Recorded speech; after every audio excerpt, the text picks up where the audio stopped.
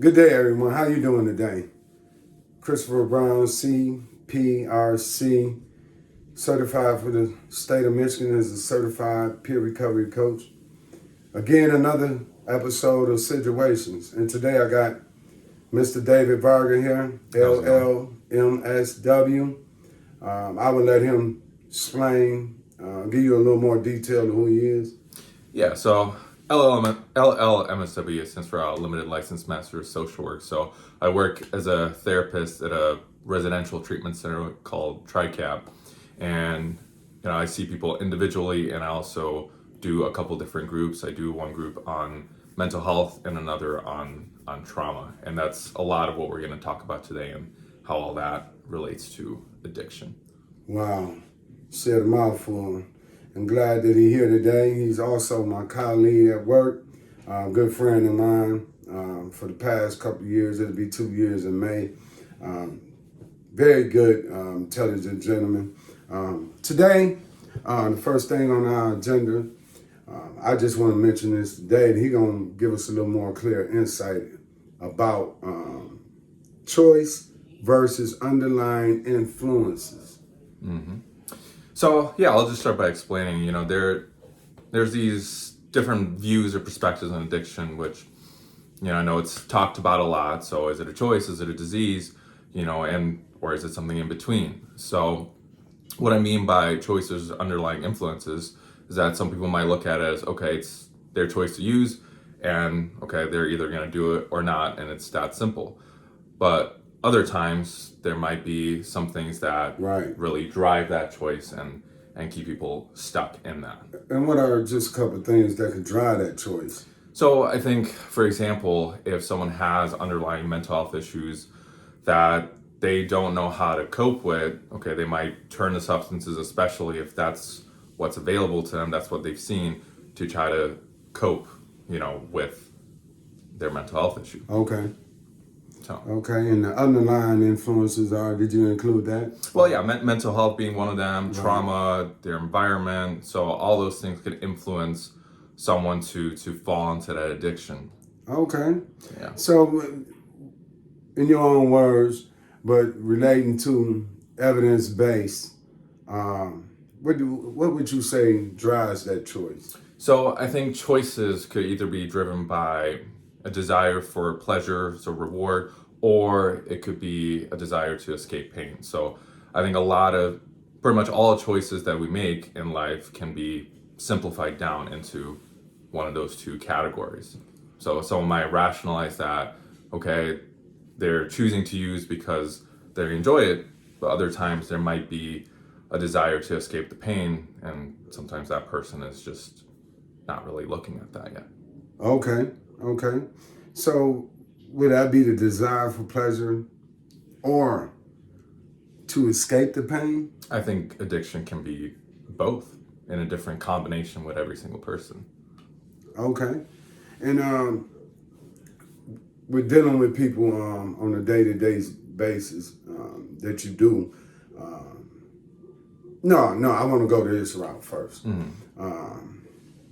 I see it says the addiction spectrum. Yeah. So what that relates to? So yeah, when I wrote that, I was referring to a lot of what Gabor Mate says. So a lot of my views on addiction relate a lot to what he talks about. So he has a book.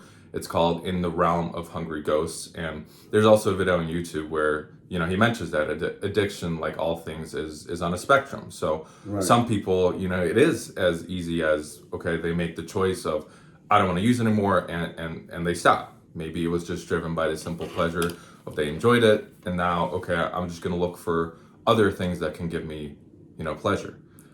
But on the other end of the spectrum, some people are just very entrenched in it, and they have a hard time escaping, even if, they can say, okay, I was just using because I like to use, and, I'm going to stop, but somehow they end up back to it. So it goes a little deeper, and I think that's where, okay, the severity of addiction, the more severe end of the spectrum is, there's often something underlying it that we need to look at to make it easier to make the choice to quit, to get out of that.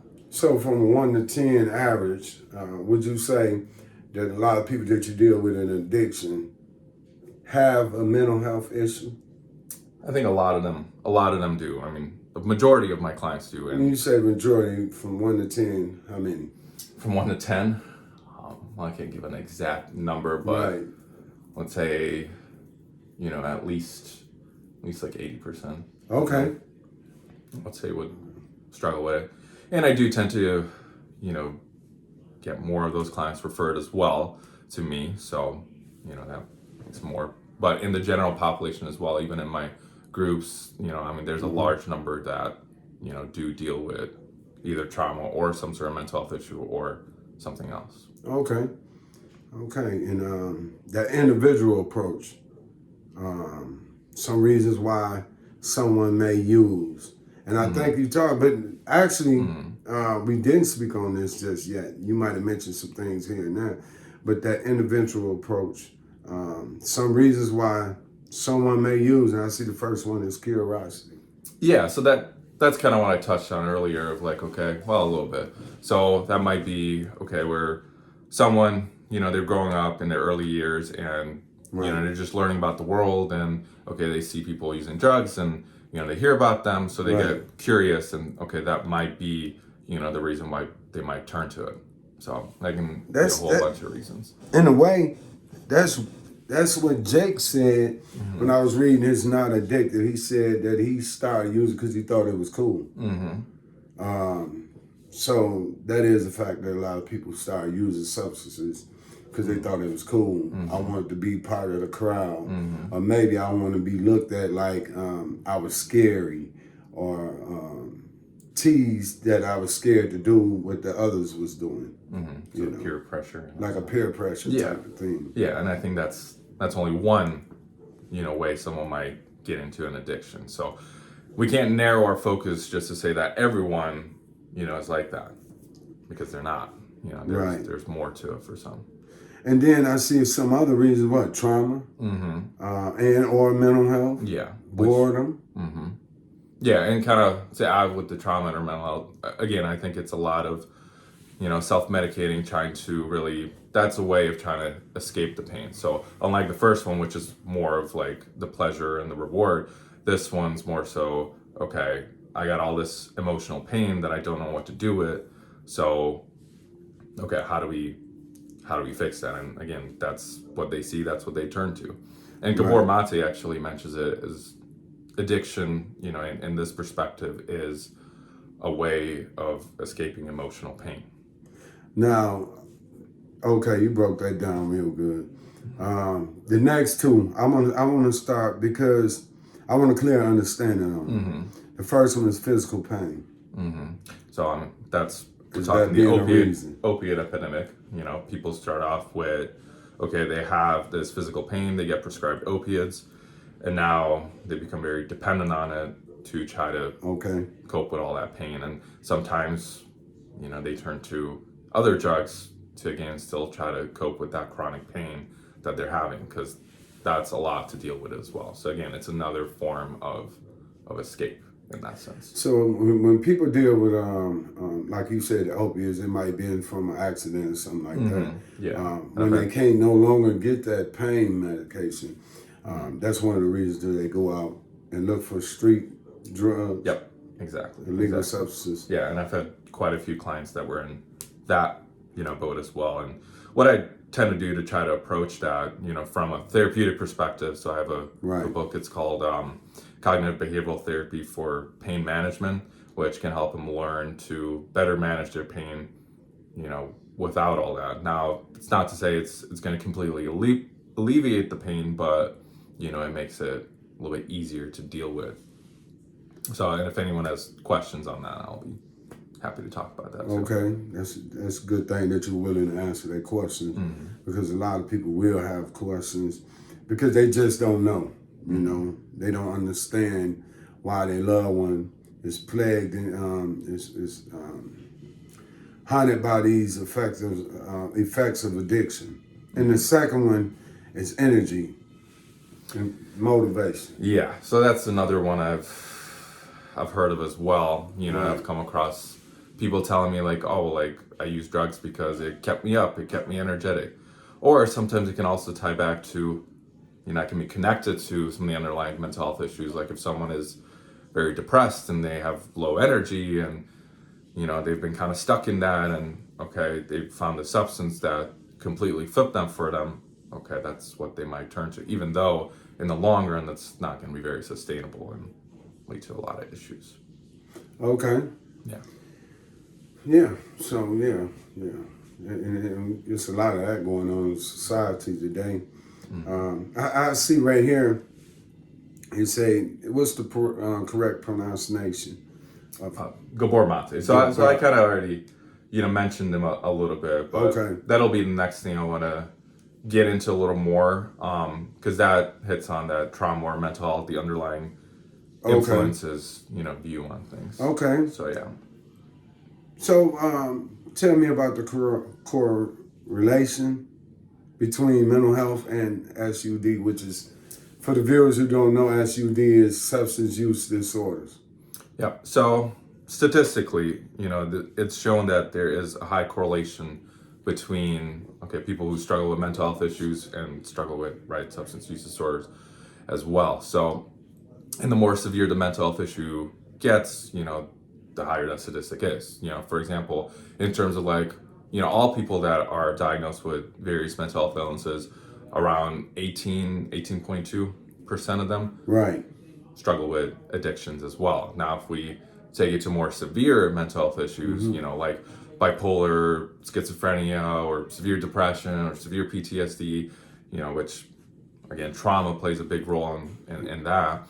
Then it can go, as high as 25%, or I've seen some studies where he said it's even as high as 50%. So pretty much, half of the people that struggle with these very severe mental health illnesses also struggle with addictions. Okay, now thanks for that clarifying that. I said the pronunciation wrong for correlation. Yeah, correlation. I had said it wrong. Thanks for that correction also. Yeah, no problem. I see that study showed that around 25% of individuals with severe mental health issues struggle with substance abuse. Some studies show as high as 50%. Yep. Yeah. And that's coming from evidence-based, right? Mm-hmm. Wow, that's a high percentage. Yeah. That's like half. Yeah. So it really shows how in depth this really goes. Oh, this epidemic is getting serious. Mm-hmm. Not just with the substance use, but with the mental health issues. Mm-hmm. And that, man. And I see the correlation between trauma and addiction. Mm-hmm. What's going on about that? So, and that again, I think all of these are connected, because we're talking, trauma affects someone on a very, very deep level, especially if it happens early on, in their development, and it affects how, the brain becomes wired. It affects, the emotional life of the person. So it leads to a lot of issues, later on. And if you look at all the people that are, traumatized, so kind of going back to some of those statistics, so I think it's around, they're 4 times more likely to turn to substance abuse than people who don't have, that trauma. So again, it shows that there is, something there with that. And it says with adolescents that they are adolescents with PTSD are 4 times more likely to develop an addiction than those without. Yeah, so like I said, it can start off in childhood and then carry on into adulthood. Exactly. Wow.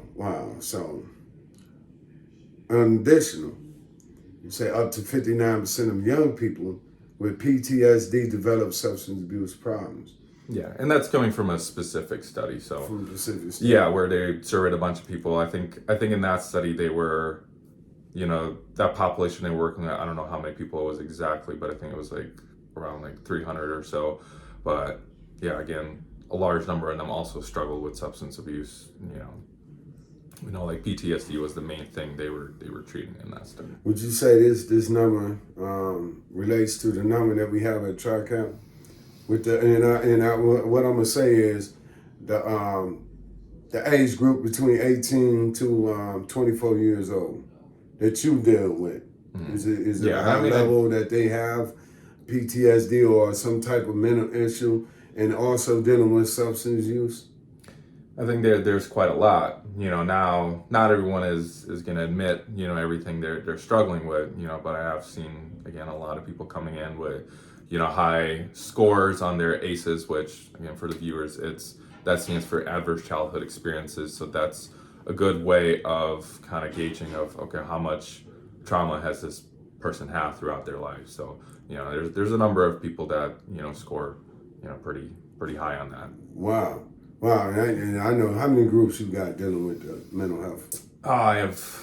Part So of I got social work. Yeah, I got 4 for the males and 2 for the females. So okay, yeah. And just coming up, let's start with the males first. In that percentage of the males that you're dealing with, how many of them would you round it off to and say are between the ages 18 and 24 years old that are experiencing these mental health issues along with substance abuse? Yeah. Well, I haven't done like an exact look at all that, so it's hard to say because I really get a mix of different people, different age groups, so it's hard to really narrow it down, especially when it's fluctuating all the time, people coming in, people leaving. Okay. So it's hard to say on that, and you got to also take into perspective like not everyone really recognizes trauma in their life, so they're gonna say it's not necessarily traumatic, even though there is an impact that it had on them. So part of my job is to really help them recognize that, not to try to give them more issues to deal with it or to complicate it, but just to acknowledge what's already going on. Because going back to like I said, there's been people that clients I've spoken to directly that have said they thought they had it, they were making the choice they didn't want to use, but something always drove them back to that, and that something can be the impact that trauma had on them, because just the body, it remembers the past, it affects people in so many different ways. It's very complex, and we need to work to acknowledge that and to deal with this pain so that we can actually heal rather than just trying to always cope through life and all these different ways. But dealing with the residents over there at Tri-Camp, when you are in class and you're dealing with these issues, and like you said, some of them didn't even realize that they was dealing with past trauma, maybe from their childhood, it could have been a relationship or whatever. But what I'm saying and what I want to ask you is, what's the type of positive or negative? Well, I said that wrong. Are you getting more positive or negative feedback dealing with them and assisting them with recognizing that trauma in their life? Well, I would say, it really depends on the person, but I think over time, they start to see the benefit of it. And, my trauma group in particular, and, I mentioned some things on trauma and mental health as well. And my trauma group in particular, it's made up of individuals that, do actually want to work on it, and I've, had guys that told me they kind of started to really recognize, oh, I really did have trauma and there really are these patterns. So it's just important to look at, and if we have the right mindset about it, then we can actually work to heal from this. That's what it comes down to. Okay, and then with the women, because I know we got less of women there at Tri-Camp than we do with the males. So what type of feedback you get from the females? I would say with the women, they have an easier time opening up about all these things, and really working to recognize it. With the males, they have a lot more defense there, that you need to kind of. They don't like opening up around other males. Yeah, I mean, even with your one-on-ones, you sometimes there's an issue. Some of them, yeah. Some. Most feel pretty comfortable in a one-on-one. So I was just taking it one step at a time. Right. So do you think they are actually, once they start dealing with this trauma or these issues or even grief, Oh yeah, you're great. They feel more better, or they're more at peace with themselves once they're addressing these issues that they have been holding on to all their life. Yeah, I would or say for so. a great period of time. Yeah, and key word is willing to address it. Because it is uncomfortable. It's not easy to, really look at all these things and try to process and face all of them. Right? It takes time. It takes effort, and yeah, for the people that are willing to take that journey, there is a lot of positive results, and that journey doesn't just stop when they're out of TRICAB. And that's not enough time to really heal from everything. They got to continue on outpatient therapy, support groups, whatnot to really help heal from all that. Because just at TRICAB, we're really just scratching the surface. Yeah, trying to just to get them to feel comfortable and open up. That's what I love about the outpatient services that we offer and that you are already utilizing that opportunity to assist those who complete the program and continue to move forward in their recovery, and also dealing with the issues of mental health and trauma, grief, whatever it might be that they're going through. For sure. Yeah, and that's something I didn't speak on yet. So for viewers, that's the outpatient. So that's something I'm doing as well at TRICAP in the capacity of, just people in the area that have issues with trauma can, be referred to me, and, then they can get therapy through me, through a grant that TRICAP gets for that. So what you telling me is this grant will allow people from the outside? Well, right now it's just people who have trauma, who are on probation, that can be referred, by their agent, and it's only in the Saginaw area for right now, or in the local area. And it would just be probation, not parole. Would it be parole also? I'm not sure if parole's included. Right. That's something I'll have to ask about. Yeah. Yeah, I think that. Yeah, but I got a couple people on there, and it's been helpful for them. Yeah. Thanks for explaining that. Yeah, but before we move forward, you say right here, in a survey of adolescents receiving substance abuse treatment, 70% had a history of trauma exposure, and that's a high number. That's over half. Exactly, and again, that's comes from a specific study there. Right. But there are a lot of studies that show very similar numbers. So it's, again, it goes back to there's that very high correlation between trauma and substance abuse and mental health as well. They all can go hand in hand. Yeah. Because I had some traumatic events, not known. Things like being around my mother because, and hearing her, because I was too young to remember when my grandmother, her mother was killed. I think I was going on 4 years old, but I was there with my mother as I aged and become younger. She was dealing with that trauma from losing her mother to getting enough strength to forgive my step-grandfather for the act that was committed, to where her being acceptable and dealing with the issue to the point that she could sit and speak with him and tell him actually she forgive him for what had happened. And then on top of that, my father, he wasn't around growing up. I don't believe that it affected me to the point, oh man, I can't function and this and that happened in my life because my father was around. It didn't affect me to that extreme, but I believe that if he was around and he was an active father, that there's some choices that I probably wouldn't have made if he was around and that structure was there, because I can relate to this, and maybe some out there can relate to when you grow up in a home without a father. That even though my mother was structured, she did the best she could being a mother, but that father figure was absent because of alcoholism that he chose to indulge in instead of being present with the family. So the issue of him being absent, I believe. There were some things I was lacking because I he wasn't around, But at the same time, I was blessed enough to have my grandfather for a period of time. And then a good friend my mother had, he took me up under his wing, and he taught me a lot of things that a father should and would have taught his son. So I'm thankful for that. Yeah, but so you had some protective factors in there that helps deal with that. Yeah. Okay. So I'm a guy that dealt with issues. And it's other issues, maybe we'll touch on them as we move forward in this series. And just to kind of relate to it, I mean, do you feel, those issues from your childhood, did they cause any, emotional pain for you or anything that was hard?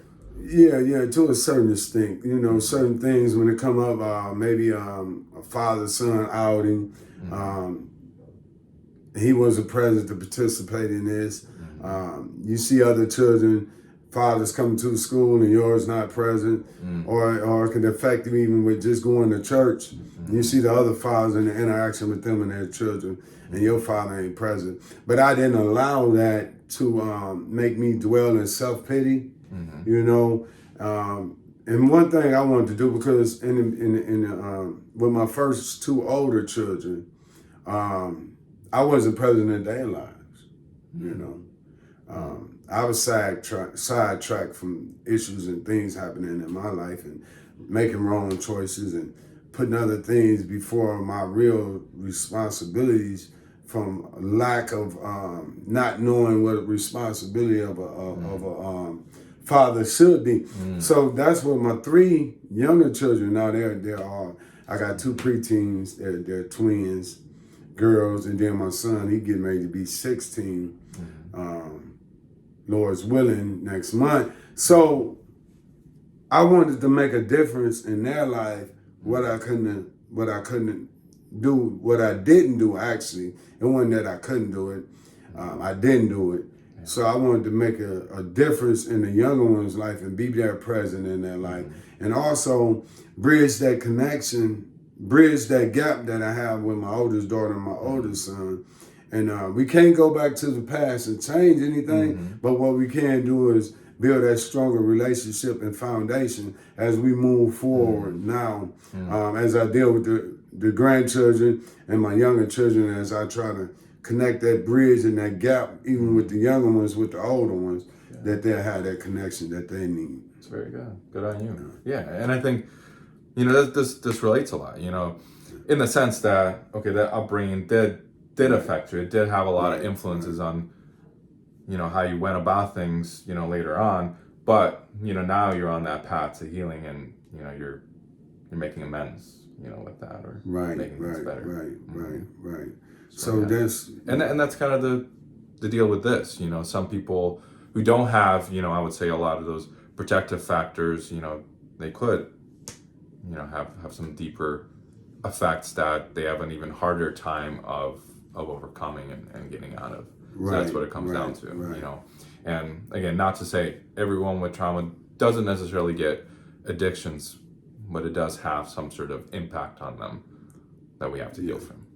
You're right. And like I said, I'm very thankful for interacting with you, David, about this issue. And this is serious. This is part one, everyone. This is just the beginning. We didn't even scratch the surface today, dealing with mental health, trauma, / grief, so forth, and substance use. Because a lot of these things tie in. One affects the other, so forth. So, you got anything to say, Dave, before we close out? Because the next time we log in, we will be discussing the addiction iceberg. Yeah, which I'll explain more there, but it's just kind of a view of putting all these things together and how, everyone's story is different. So, I look forward to talking about that, and thank you all for listening today. Thanks, everyone. In a minute.